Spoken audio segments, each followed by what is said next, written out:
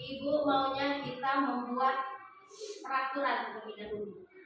Lebih tepatnya dinamakan keyakinan kelas. Apa itu keyakinan? Itu adalah hal-hal yang kita yakini sendiri bahwa hal-hal itu benar, bahwa hal itu baik, sehingga nanti setelah terciptanya sebuah keyakinan yang kita sepakati bersama, Ibu harapkan baik anak-anak sekalian maupun dengan Ibu bisa mematuhi dan menjalankan keyakinan tersebut, karena keyakinan itu sudah kita sepakati dan kita buat bersama-sama.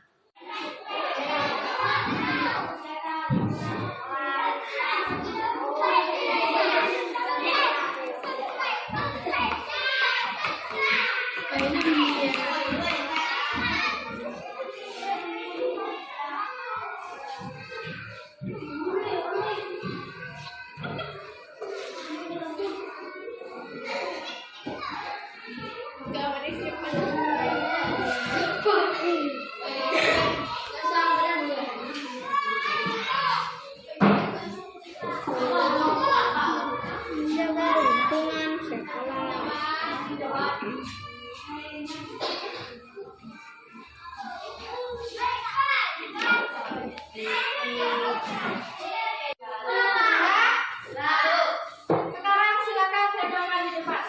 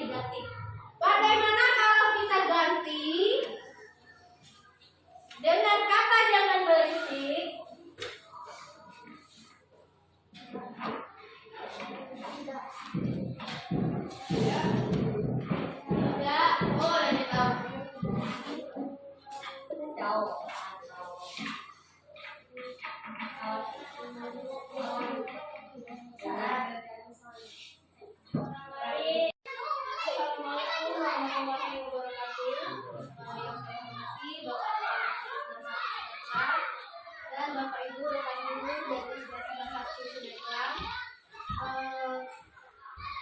Saya pada kesempatan kali ini akan berbagi sedikit ilmu yang sudah saya dapatkan selama saya mengikuti pendidikan guru penggerak tahun 7 Kabupaten Timur.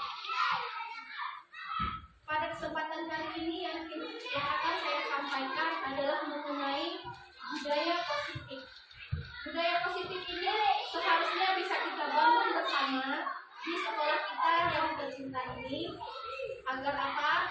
Agar menjadi kebiasaan-kebiasaan yang bisa kita terapkan baik bagi kita sebagai guru maupun anak-anak kita di lingkungan sekolah kita.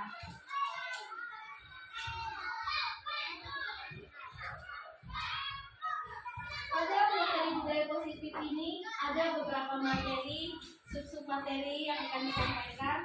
Yang pertama itu adalah disiplin positif. Kemudian nilai kebajikan universal. Apa itu disiplin positif? Dan nilai-nilai kebajikan apa yang bisa kita lakukan dalam menerapkan nilai-nilai positif tersebut? Kemudian mengenai teori motivasi, hukuman, dan restitusi. Yang ketiga tentang keyakinan kelas. Kemudian kebutuhan dasar manusia. Yang kelima, 5 posisi kontrol kita sebagai guru. Dan yang terakhir itu tentang penerapan segitiga restitusi.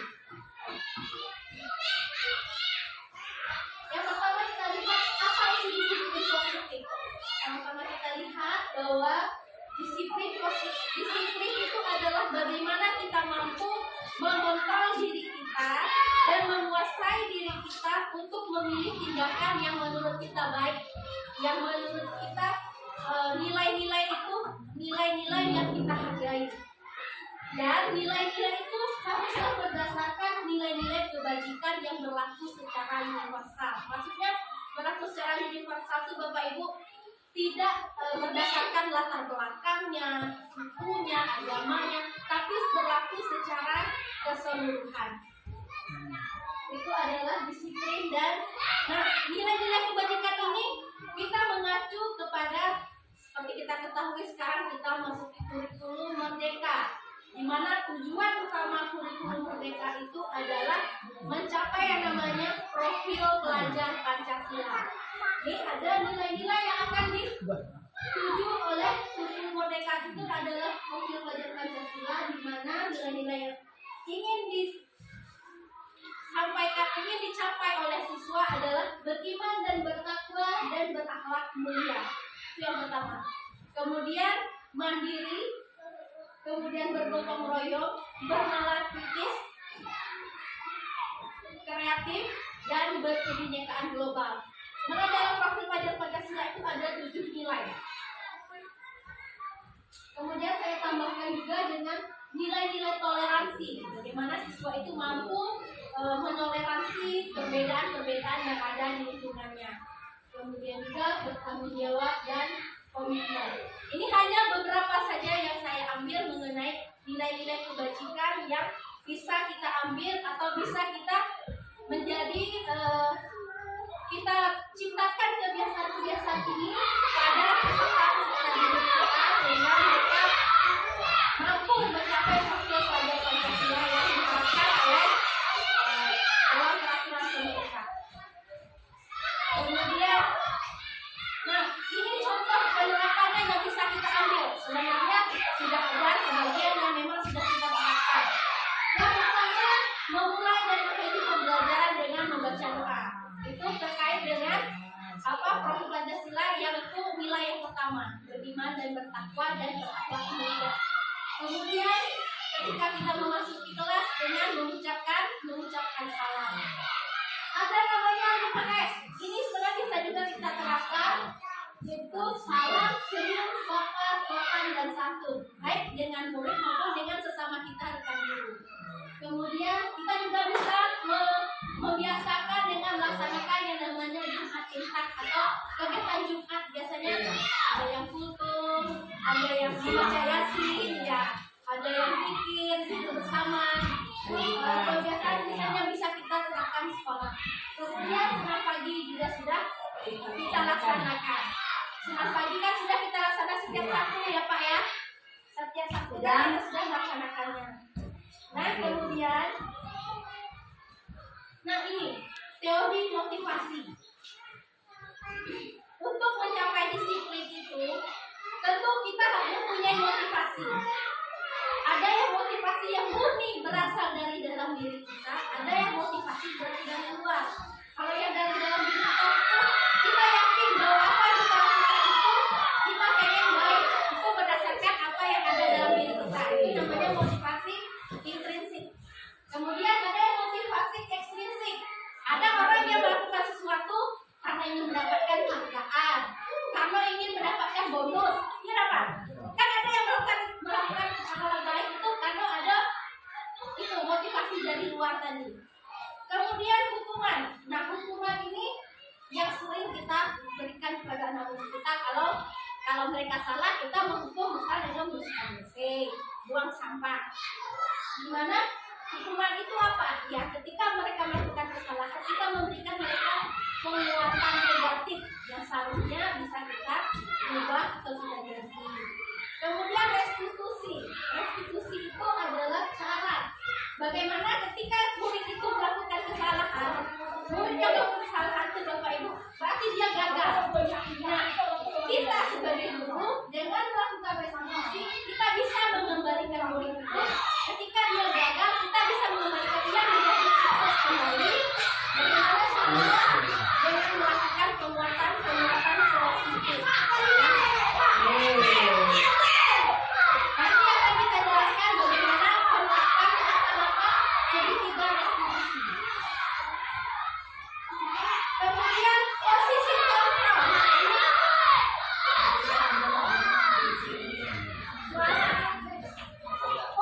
kontrol. Posisi kontrol ini adalah cara kita menempatkan diri dalam menghadapi kesulitan atau masalah ataupun kesalahan yang dihadapi oleh murid kita. Nah, posisi yang ideal sebenarnya adalah posisi manajer. Tapi kebanyakan kita mungkin saya, bapak-bapak ini pasti kita kebanyakan berada pada posisi penghukum. Iya. Kalau anak salah pasti kita langsung hukum. Kamu salah, kamu bersihkan WC. Kamu salah, kamu buang sampah. Itu namanya posisi penghukum. Ada juga guru yang menempatkan diri membuat rasa bersalah pada siswanya.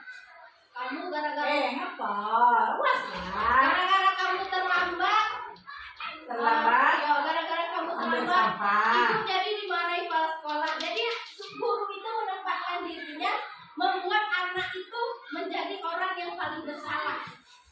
Itu posisi membuat rasa bersalah. Ada juga guru yang menempatkan dirinya sebagai teman. Maksudnya menempatkan diri sebagai teman itu, guru tuh ketika murid melakukan kesalahan, dia menempatkan dirinya seolah-olah dia sebagai teman. Ya, tahu kamu melakukan kesalahan, nanti bisa ibu bantu. Itu teman, ya. Itu cara kata-kata yang disampaikan oleh guru yang menempatkan dirinya sebagai teman. Ada juga yang sebagai pemantau. Kalau pemantau ini Bapak Ibu, guru itu mempunyai data, punya checklist. Si A hari ini dia libur di kelas, hari ini dia terlambat.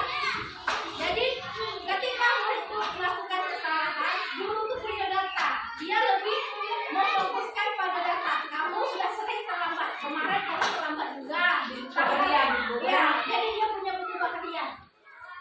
Itu yang posisi pemantau. Nah, posisi yang paling ideal itu yang seharusnya bisa kita posisikan diri kita dalam menghadapi kesalahan siswa itu adalah posisi manajerial. Lalu posisi manajerial itu adalah guru menempatkan diri, memberikan kesempatan kepada siswa ketika siswa itu melakukan kesalahan. Guru itu berusaha memberikan siswa kesempatan untuk mencari solusi. Bagaimana siswa itu bisa menyelesaikan masalahnya. Misal ya sering terlambat tadi. Kamu sering terlambat. Apa alasannya? Ditanyakan kemudian bagaimana solusinya? Bagaimana cara kamu menyelesaikan supaya besok tidak terlambat lagi?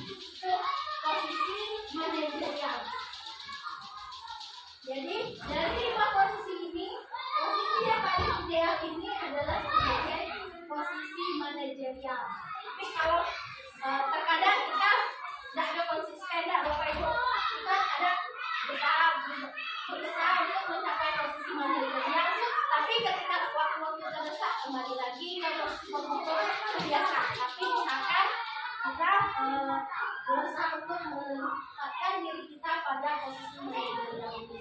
Bagaimana kita bisa menghadapi kesalahan atau masalah yang dihadapi oleh peserta didik.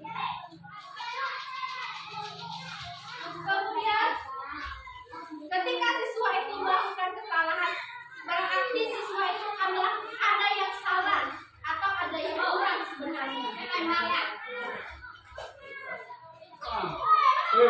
Kenapa siswa itu melakukan kesalahan? Ini penyebabnya. Sebenarnya manusia itu, baik itu siswa atau guru, kita semua manusia, Bapak Ibu, ada 5 kebutuhan yang harus terpenuhi. Yang pertama itu, yang paling utama adalah bertahan hidup. Itu berusaha dengan perut dan Bapak Ibu, bertahan hidup. Bagaimana kita ke sekolah ini kan untuk mencapai ini, dalam kebutuhan untuk mencari kebutuhan bertahan hidup kita. Itu ya, makan ya Ibu. Itu kebutuhan dasar yang pertama. Kemudian yang kedua, kesenangan. Dalam belajar, siswa itu juga butuh kesenangan. Makanya ada yang maunya pembelajaran, mengapa strategi. Jadi bukan bisa menciptakan proses pembelajaran yang mampu mencapai kesenangan ini. Jadi sesuatu dan jenuh di dalam belajar. Kemudian cinta dan kasih sayang. Kalau siswa itu melakukan kesalahan, ada faktor yang mungkin tidak tercapai. Itu cinta dan kasih siswa itu tidak mendapatkan itu di rumah. Kalau dia tidak mendapatkan di rumah, bagaimana kita sebagai guru bisa memberikan itu di sekolah, yaitu memberikan cinta dan kasih sayang. Kemudian kebebasan. Kebebasan itu bukan berarti sesuatu terserah kendalinya, tapi ada aturannya. Dia bebas, misalnya kita kasih tugas, silakan kerjakan tugas ini, mau kamu cari seperti apa terserah, tapi harus dikerjakan. Kita memberikan sesuatu kebebasan. Maksudnya bebas itu caranya macam mana? Terserah dia. Ini harus dikerjakan seperti ini, harus dikerjakan seperti ini, tapi bebas sesuai dari kebebasan. Bahkan kalau sekarang itu Bapak Ibu, kalau murid itu merasa dia tidak bebas di dalam kelas, kita boleh. Kamu mau cari di luar, mau duduk di bawah pohon itu silakan. Asalkan murid itu dia kebutuhannya akan kebebasan itu terpenuhi. Kemudian yang terakhir itu penguasaan. Bagaimana dia bisa menguasai dirinya dan menguasai yang ada di penguasaan, bukan dalam bentuk ini punya saya, bukan, tapi penguasaan akan keadaan yang ada di sekitarnya itu. Jadi kalau kelima kebutuhan ini terpenuhi, insya Allah siswa yang bermasalah ini dia tidak akan melakukan dengan perilaku yang menyimpang. Perilaku siswa yang menyimpang itu kenapa? Itu terjadi karena mungkin ada 1 atau 2 dari kebutuhan ini tidak terpenuhi. Cara kita memenuhi yang itu tadi dengan menerapkan metode yang beragam di kelas, dengan memberikan mungkin siswa jenuh belajar di dalam kelas bisa kita bawa keluar. Apalagi kita dekat pemandangan bagus kita di belakang, bawa anak di belakang, boleh. Kalau orang tuh boleh. Jadi belajar itu tidak harus di dalam kelas, boleh dibawa ke lingkungan sekitar. Itu tentang 5 kebutuhan dasar yang harus dipenuhi. Kita kan manusia juga orangnya. Kalau ada sekiranya 5 kebutuhan itu yang tidak terpenuhi, apa yang terjadi? Yang pertama lah dulu bertahan hidup. Bertahan hidup berarti kalau kita tidak makan, mana itu belajar sekolah.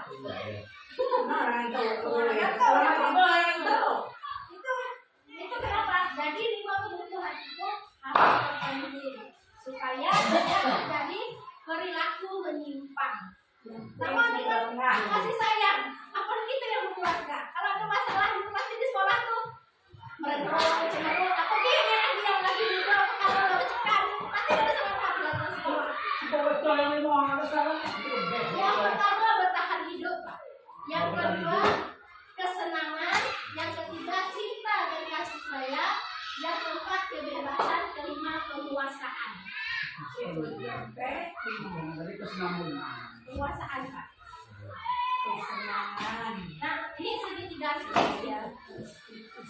Restitusi adalah proses menciptakan kondisi bagi murid untuk memperbaiki kesalahan mereka, sehingga mereka bisa kembali pada kelompok mereka dengan karakter yang lebih kuat. Jadi usahakan itu ada lagi namanya menghukum, Pak. Kalau salah jangan lagi suruh bersih WC, jangan lagi suruh buang sampah.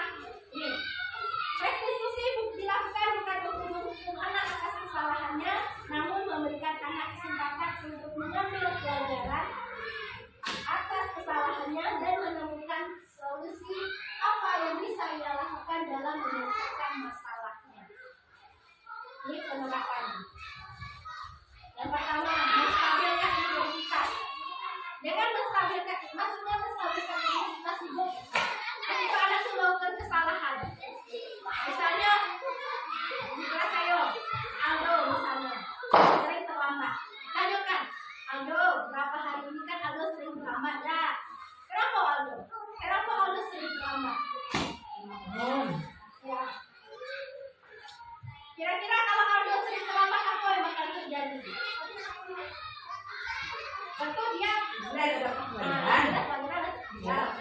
kemudian yang kedua, validasi tindakan yang salah. Maksudnya itu, ya dia terlambat. Tapi kan kita tanyakan alasannya apa? Apa alasan Aldo terlambat? Ada yang bangun tidur terlambat. Ada yang macam-macam dulu. Kalau terlambat macam-macam. Yang ketiga, menanyakan keyakinan. Maksudnya menanyakan keyakinan dulu. Kira-kira kalau dia terlambat tuh apa yang sudah tidak sesuai dengan keyakinannya? Apa yang kira-kira kalau anak itu terlambat apa yang tidak sesuai lagi jalannya? Berarti dia sudah tidak tepat waktu, disiplinnya kurang. Kalau dia masuk ke kelas, misalnya saya sudah belajar, tiba-tiba dia datang, terganggu ada yang lain. Dia sudah mengganggu orang lain. Tapi itu keyakinan. Nah, ya, setelah kita menanyakan keyakinan, kita tanyakan solusi dari anak itu. Kira-kira kalau Anda terlambat, apa yang akan Anda lakukan? Ada yang misalnya, Bu, kalau saya terlambat, Bu, saya kan ketinggalan pelajaran. Mungkin saya nanti pas istirahat saya udah keluar, saya mengejar yang ketinggalan. Itu solusi. Jadi anak tuh usahakan bisa menemukan solusi. Sebenarnya kalau di SD payah, Pak. Payah itu menerapkan sebenarnya. Kalau SMP, SMA, apalagi di kota mungkin bisa. Ya. Tapi kalau kita bos ya langsung. Saya kan lagi buat juga kemarin. Susahnya rasanya. Itu biasa. Silakan. Ya, itu mulai. Yang jelas kita mulai dari A. Dari A dulu dan mungkin langsung. Iya, langsung. Pernah menerapkan SD kamu untuk apa? Nah, yang penting A. Jadi itu langkah-langkahnya yang harus kita lakukan supaya apa? Supaya ketika anak itu melakukan kesalahan, kalau dia terlambat berarti dia salah dulu. Dia balik ke kelas pas dia duduk dengan kawan-kawannya, dia tidak merasa gagal lagi. Kalau kita kasih hukuman pasti kaget pas masuk. Dia terlambat masih WC, pasti disorak-sorak temannya. Tapi dengan kita melakukan diskusi, mudah-mudahan ketika dia kembali ke temannya, dia bisa menemukan solusi dari masalahnya. Dia akan kembali dengan identitas yang sukses, bukan identitas yang gagal. Dia tidak malu. Iya, dia tidak malu. Makanya kita kan masih berasa aja kan. Soalnya sebagai orang tua itu kan kepekaan kita ini. Menjadi anak. Kalau kita lah adik kok, kamu mau pagi ya sekolah 4. Atau mau sekolah. Kembali lagi kita pendidikan orang tua. Perlu tuh berkaitan. Jadi itu langkah-langkah restitusi. Nah, ini yang akan saya terapkan dan mungkin akan saya terapkan di kelas saya nanti, yaitu membuat keyakinan kelas. Keyakinan kelas itu mirip seperti peraturan. Tapi kalau peraturan kan sudah ada kita yang buat kan. Kita buat misalnya kayak di sekolah, kita punya peraturan hari Senin pakai seragam lo, hari Rabu lo bajunya hari Sabtu lo, kan peraturan itu lah ada. Tapi kalau keyakinan kelas kamu, nih nilai-nilai kebajikan yang kita sepakati bersama, kita mengajak siswa menemukan nilai apa yang diyakini, apa yang dianggap ini harus saya terapkan di kelas saya. Ini harus saya terapkan di sekolah saya berdasarkan motivasi dari dalam dirinya, bukan dari motivasi dari luar. Itu ya. Oh, dari anak. Kita mengajak anak. Kesepakatan dia. Kesepakatan ya. Kalau kita kan Jadi kita buat kalau peraturan kan ada. buat tertulis ada. Iya, setiap Senin sampai benar Kalau keyakinan itu ajak anak untuk membuat peraturannya. Oh, berarti anak yang ada. Kenapa kita ajak anak? Karena yang akan menerapkan anak. Kalau dia yang buat, diharapkan berdasarkan keyakinannya, diharapkan dia bisa menerapkannya. Oh, kan saya yang buat keyakinan itu, masa saya langgar? Itu harapan. Nah, keyakinan adalah nilai-nilai kebajikan universal yang disepakati bersama secara bersifat dan fungsional dan menjadi aturan bersama yang diyakini di dalam kelas atau sekolah. Karena aturan itu atas keyakinan dan disepakati bersama, sehingga menimbulkan motivasi intrinsik dari setiap anggota kelas. Menghasilkan motivasi yang dari dalam dirinya. Ini cara langkah-langkahnya. Kita jelaskan dulu apa pentingnya kita membuat keyakinan kelas itu. Yang jelas supaya semuanya disiplin, semuanya berjalan dengan kondusif. Kemudian yang kedua, mengajak murid membuat keyakinan kelas bersama. Kita ajak dia buat. Saya sudah terapkan ini kemarin. Saya buat di kertas 1 lembar. Keyakinan apa yang kamu rasa harus ada di kelas kita. Kemudian kita terima tampung dulu. Setelah ditampung, dipilih. Ya, kalau keyakinan itu kata-katanya harus positif, jangan lagi misalnya dilarang buang sampah sembarangan, bukan seperti itu lagi. Tapi harus kata-kata yang muatannya positif, bukan muatannya negatif. Kalau dilarang buang sampah itu kan berarti masih negatif ya atau tidak? Tapi lebih misalnya dengan dilarang membuang sampah sembarangan bisa diganti dengan bertanggung jawab. Kenapa bertanggung jawab? Dia bertanggung jawab dengan menjaga kebersihan kelas. Kata sampah. Ya. Kata-kata yang negatif diganti menjadi kata-kata yang positif. Iya.